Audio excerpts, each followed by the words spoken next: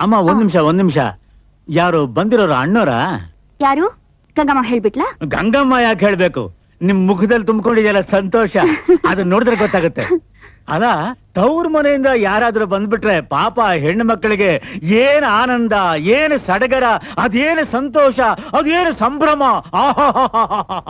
ಸ್ವರ್ಗ ಸುಖ, ಸ್ವರ್ಗ ಸುಖ. ಅಮ್ಮ ಒಂದ್ ನಿಮಿಷ, ಮುಖ್ಯವಾದ ಸಮಾಚಾರಕ್ಕೆ ಬರ್ತಿದ್ದೀನಿ. ನೋಡಿ, ಪುಸ್ತಕ ತಂದಿದ್ದೀನಿ, ಎಲ್ಲಾ ಅಕೌಂಟ್ ಇದರಲ್ಲಿ ಇದೆ. Account book? ಹೌದಮ್ಮ. ನೋಡಿ, ಯಜಮಾನರದು ದಿನೇ ದಿನೇ ದಾನ ಧರ್ಮ ಜಾಸ್ತಿ ಆಗೋಯ್ತು. ಅದವ್ರು ಒಳ್ಳೆ ಗುಣ, ಕೊಡ್ಲಿ ಬಿಡಿ. ಕೊಡ್ಲಿ, ನಾನು ಬೇಡನಲ್ಲ, ಆದ್ರೆ ಕೊಡೋದಕ್ಕೂ ಒಂದು ಇತಿ ಮಿತಿ ಅಂತ ಇರ್ಬೇಕಮ್ಮ. ನೀವು ಸ್ವಲ್ಪ ಹಿಡ್ತಾ ಮಾಡ್ಬೇಕು. ನೋಡಿ, ಅವರದನ್ನ ಇಷ್ಟಪಟ್ಟು ಮಾಡೋದು, ನಾವ್ಯಾಕೆ ಅದನ್ನ ಬೇಡ ಅನ್ಬೇಕು? ಅಲ್ಲಮ್ಮ, ಅವ್ರು ಕೊಡ್ತಾನೆ ಇರ್ತಾರೆ, ಇವ್ರು ತಗೊಂಡು ಹೋಗ್ತಾನೆ ಇರ್ತಾರೆ. ನಮ್ ಭವಿಷ್ಯದ ಬಗ್ಗೆ ಯೋಚನೆ ಮಾಡೋದು ಬೇಡವಾ?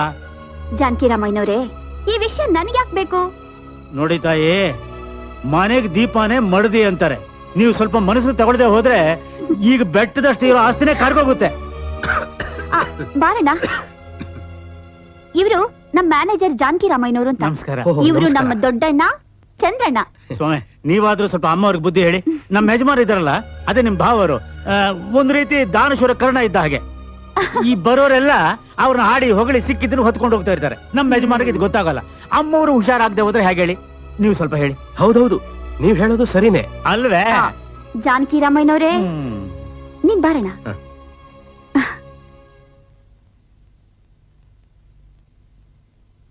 ಅಲ್ಲ, ನಾನ್ ಮಾತಾಡಿದ್ರಲ್ಲಿ ಏನಾದ್ರೂ ತಪ್ಪಿದ್ಯಾ? ಬೋರ್ಲಿಂಗಣ್ಣ ಪತ್ರ ತಂದ್ಕೊಟ್ರ? ತಂದ್ಕೊಟ್ರಮ್ಮ, ಅದಕ್ಕೆ ನಾನು ಬಂದಿದ್ದು. ಅಪ್ಪ ಅಮ್ಮನಿಗೆ ತಿಳಿಸ್ದೆ ಕೊಟ್ಟೆ ಅಂತ ಬೈದ್ರಾ?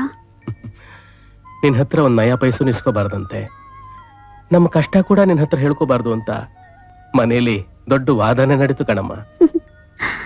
ನೋಡಿದ್ಯಾ, ಅಪ್ಪ ಅಮ್ಮನಿಗೆ ನನ್ನನ್ ಕಂಡ್ರೆ ಎಷ್ಟು ಇಷ್ಟ ಅಂತ. ಅಮ್ಮ, ಊಟ ರೆಡಿಯಾಗಿದೆ. ಅಣ್ಣ, ಅವ್ರು ಬರೋದಿನ್ನೂ ಹೊತ್ತಾಗ್ಬೋದು. ನೀನ್ ಊಟ ಮಾಡಿ ಮಲ್ಕೋ ಬಾ. ಸರಿ ಅಮ್ಮ.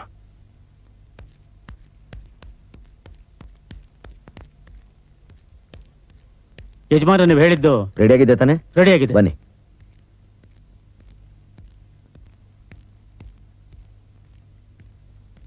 ಏನ್ ಚಂದ್ರಣ್ಣ? ನಮಸ್ಕಾರ ಭಾವ. ಕುತ್ಕೊಳ್ಳಿ. ನಾನು ರಾತ್ರಿ ಬಂದ್ರಿ ಅಂತ ಗೊತ್ತಾಯ್ತು. ಈಗಲೇ ಹೊರಟು ನಿಂತಿದ್ದೀರಂತಲ್ಲ, ಒಂದ್ 4 ದಿವಸ ಇದ್ಬಿಟ್ಟು ಹೋಗೋದಾಗಿತ್ತು.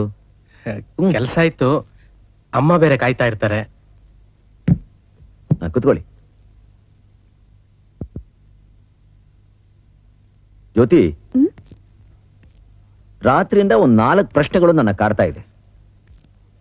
ಉತ್ತರನೇ ಗೊತ್ತಾಗ್ತಾ ಇಲ್ಲ.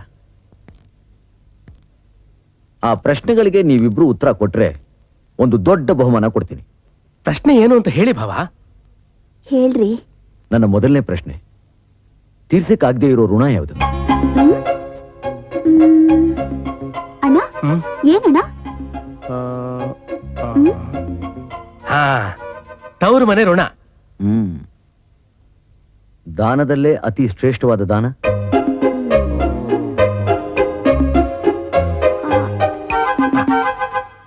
ಕನ್ಯಾದಾನ.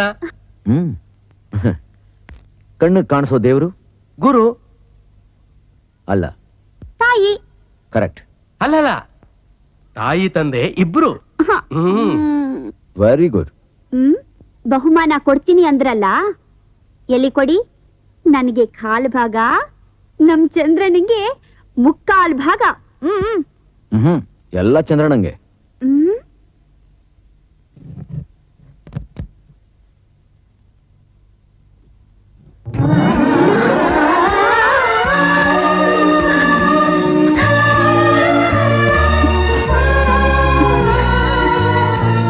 ನೀವೇ ಕೊಡಿ.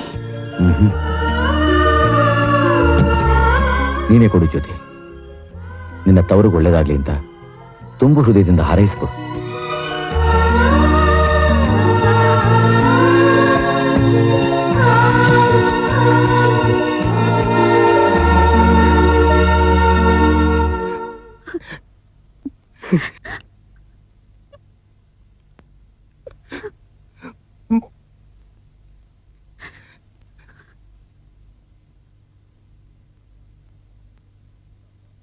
ಭಾವ, ನಾನೇ ನಿಮ್ ಹತ್ರ ಹಣ ಕೇಳೋಣ ಅಂತ ಬಂದೆ. ಆದ್ರೆ ನೀವಾಗೆ ಕೊಟ್ಟು ನಿಮ್ಮ ದೊಡ್ಡತನ ಅಂತ ತೋರಿಸ್ಬಿಟ್ರಿ ಬಾಬಾ, ನಿಮ್ಮ ದೊಡ್ಡತನ ಅಂತ ತೋರಿಸ್ಬಿಟ್ರಿ ಬಾಬಾ. ಇದ್ರಲ್ಲೊಂದು ವ್ಯಾಪಾರ ಶುರು ಮಾಡಿ ಈ ವರ್ಷನೇ ನಿಮ್ ಸಾಲ ಎಲ್ಲ ತೀರಿಸ್ಬಿಡ್ತೀನಿ. ಬೇಡ ಚಂದ್ರಣ್ಣ, ಈ ಹಣ ನೀವು ವಾಪಸ್ ಕೊಡೋದು ಬೇಕಾಗಿಲ್ಲ.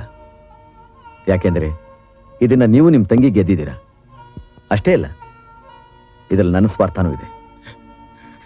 ನಿಮ್ ತಂಗಿ ಇಲ್ಲಿ ಸುಖವಾಗಿರ್ಬೇಕಾದ್ರೆ ಅಲ್ಲ ಅವಳ ತವರು ಅಂದ್ರೆ ನೀವುಗಳು ಸಂತೋಷವಾಗಿರ್ಬೇಕು, ಸುಖವಾಗಿರ್ಬೇಕು. ಇದು ನಮ್ಮ ಜ್ಯೋತಿ ಆಸೆ. ಅವಳ ಆಸೆನ ಪೂರೈಸೋದು ನನ್ನ ಆಸೆ. ತವಗೂ ನಮ್ಮ ಹೆಣ್ಮಕ್ಳಿಗೂ ಅದು ಎಂಥ ಸಂಬಂಧ ಚಂದ್ರಣ್ಣ. ಮದುವೆ ಆ ಗಂಡನ ಮನೆಗೆ ಬಂದ್ರು ಆ ತವ್ರ ಮನೆ ಬಗ್ಗೆ ಅವ್ರಿಗೆ ಅದೆಷ್ಟು ವ್ಯಾಮೋಹ, ಅದೆಷ್ಟು ವಿಶ್ವಾಸ, ಅದನ್ನ ಯಾವುದ್ರಿಂದಾನು ಅಳಿಯೋಕ್ ಸಾಧ್ಯನೇ ಇಲ್ಲ. ಅದು ಸಮುದ್ರದಷ್ಟು ಆಳ, ಆಕಾಶದಷ್ಟು ವಿಶಾಲ ಅಲ್ವಾ ಚಂದ್ರಣ್ಣ?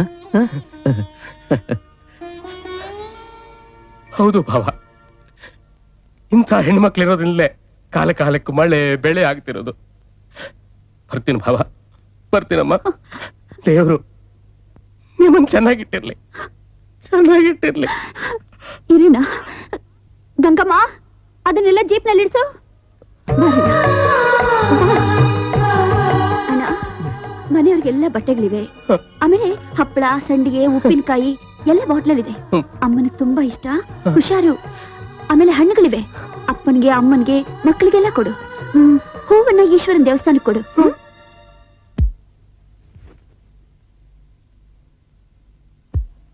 ಬಾಣ.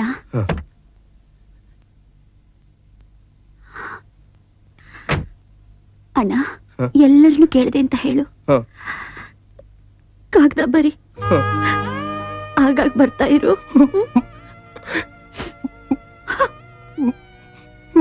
ಬರ್ತೀನಮ್ಮ. ಅಣ್ಣ,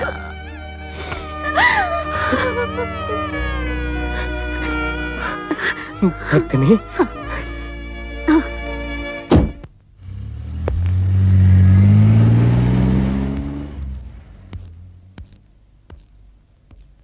ಗೀತಾ, ಗೀತಾ, ಬಂದೆ ಅತ್ತೆ. ಏನತ್ತೆ? ಕೂತ್ಕೊಮ್ಮ, ಕೂತ್ಕೋ. ತಗೋ, ಮುಡ್ಕೋ. ಎಷ್ಟು ಚೆನ್ನಾಗಿದೆ ಅತ್ತೆ ಮಲ್ಲಿಗೆ ಹೂವು. ಪ್ರಮಿಳಾನ್ ಕರಿಯಮ್ಮ. ನಾನ್ ಕರಿಯಲ್ಲ, ನೀವೇ ಕರೀರಿ. ಯಾಕಮ್ಮ ಹಾಗಂತೀಯ? ನಾನ್ ಕರೆದ್ರೆ ಅವಳೆಲ್ಲತ್ತೆ ಬರ್ತಾಳೆ. ನಮಗ್ ಬರ್ತನ ಇದ್ದಾಗ ಗಂಜಿಗೂ ಗತಿ ಇಲ್ದೇ ಇರೋ ಈ ಹಳೇ ಮನೇಲಿ ನಾನ್ ಯಾಕಿರ್ಲಿ ಅಂತ ತವರ ಮನೆಗೆ ಹೊರಟೋದ್ಲು. ನಮಗ್ ಶ್ರೀಮಂತಿಗೆ ಬಂದ ತಕ್ಷಣ ಟಿಂಗ್ ಟಿಂಗ್ ಟಿಂಗ್ ಅನ್ಕೊಂಡು ಬಂದ್ಬಿಟ್ಟಿದ್ದಾಳೆ. ಯಾವಾಗ ನೋಡಿದ್ರು ಮಾರ್ತಿಕಾರು ಅಂತ ಕೋತಿ ತರ ಆಡ್ತಿರ್ತಾಳೆ. ಚಂದ್ರಣ್ಣವ್ರೆ, ನೀವ್ ಆಗೋಲ್ಲ ಅಂತ ಅನ್ನೋ ಹಾಗೇ ಇಲ್ಲ. ನೀವ್ ಈ ಸಲ MLA ಆಗ್ಲೇಬೇಕು. ಬಡವ ನೀ ಮಡಗದಾಗಿರು ಅಂತ ನನಗೆ ಯಾಕೆ ಬೇಕು ಸ್ವಾಮಿ ರಾಜಕೀಯ ಎಲ್ಲ? ಬೇಕಾದ್ರೆ ಎಲೆಕ್ಷನ್ ಖರ್ಚು ಹಣ ಕೊಡ್ತೀನಿ, ಯಾರನ್ನಾದ್ರೂ ನಿಲ್ಸಿ. ಓಹೋ, ನೀವು ನಿಂತ್ಕೊಳ್ಳೇಬೇಕು. ಹೈಕಮಾಂಡ್ಗೆ ಹೋಗೋ ಲಿಸ್ಟ್ ನಲ್ಲಿ ನಿಮ್ ಹೆಸರನ್ನ ಈಗಾಗಲೇ ಕಳಿಸ್ಬಿಟ್ಟಿದೀವಿ. ಈಗ ನೀವು ಬೇಡ ಅನ್ನೋ ಹಾಗೆ ಇಲ್ಲ. ಹೌದಣ್ಣ, ನೀನ್ ನಿಂತ್ಕೊಳ್ಳೇಬೇಕು, MLA ಆಗ್ಲೇಬೇಕು. ಇದು ನಮ್ಮ ಗೌರವದ ಪ್ರಶ್ನೆ. ಆ ನಮ್ಮ ಎದುರು ಪಾರ್ಟಿ ಸುಬ್ಬಣ್ಣ ಇದಾನಲ್ಲ, ಅವ್ನು ತುಂಬಾ ಮಿರಿತಾ ಇದ್ದಾನೆ. ಅವನನ್ನ ಹೇಗಾದ್ರೂ ಮಾಡಿ ಈ ಸಲ ಸೋಲಿಸ್ಲೇಬೇಕು. ಅದಕ್ಕೆ ಎಷ್ಟು ಲಕ್ಷಗಳು ಖರ್ಚಾದ್ರೂ ಪರವಾಗಿಲ್ಲ. ನಿಮ್ಮ ತಮ್ಮ ಅವ್ರು ಹೇಳ್ತಿರೋದೇ ಕರೆಕ್ಟ್. ನೀವು ಎಲೆಕ್ಷನ್ಗೆ ನಿಂತ್ಕೊಳ್ಳೇಬೇಕು. ನೀವು ಬೇಡ ಅನ್ನೋ ಹಾಗೆ ಇಲ್ಲ. ನೀವು ಬೇಡ ಅಂದ್ರೋ ನಾವು ಬಿಡೋದಿಲ್ಲ. ನೀವಿಷ್ಟೆಲ್ಲ ಹೇಳಿದ್ಮೇಲೆ ಆಯ್ತು. ರೀ ರೀ, ಬನ್ರಿ ಇಲ್ಲಿ. ಈ ಕುಡಿಯೋ ವಾಸನೆ ಅಲ್ಲಿವರೆಗೂ ಬಂದ್ಬಿಡ್ತಾ? ಪಮ್ಮಿ, ನಾನ್ ಕುಡ್ದೇ ಇಲ್ವೇ? ಅಯ್ಯೋ, ಅದೇ ನನಗ್ ದುಃಖ ಆಗ್ತಿರೋದು. ಇನ್ನೂ ಹಳ್ಳಿಗ ಮಾಡ್ತಾರೆ ಇದ್ದೀರಲ್ರಿ, ಸ್ವಲ್ಪನಾದ್ರೂ ನಾಗರಿಕತೆ ಕಲೀಲೇ ಇಲ್ವಲ್ಲ. ಛೆ ನೋಡ್ರಿ, ಇದು 21ನೇ ಶತಮಾನ. ಎಲ್ಲಾನು ಕಲ್ತಿರ್ಬೇಕು, ಕಾಲಕ್ಕೆ ತಕ್ಕಂತೆ ಹೊಂದ್ಕೊಳ್ಬೇಕು, ಗೊತ್ತಾ? ಇದೇ ನನಗೆ ಗೊತ್ತಿರಲ್ಲ ನೋಡೆ.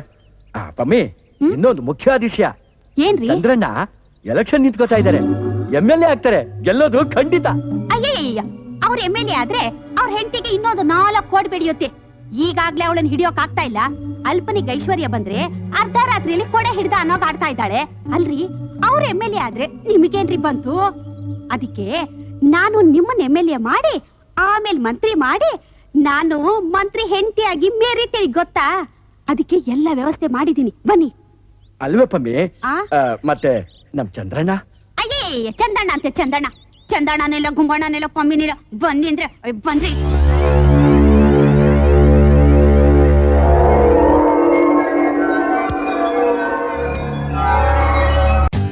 For more updates, like, comment, subscribe to our channel.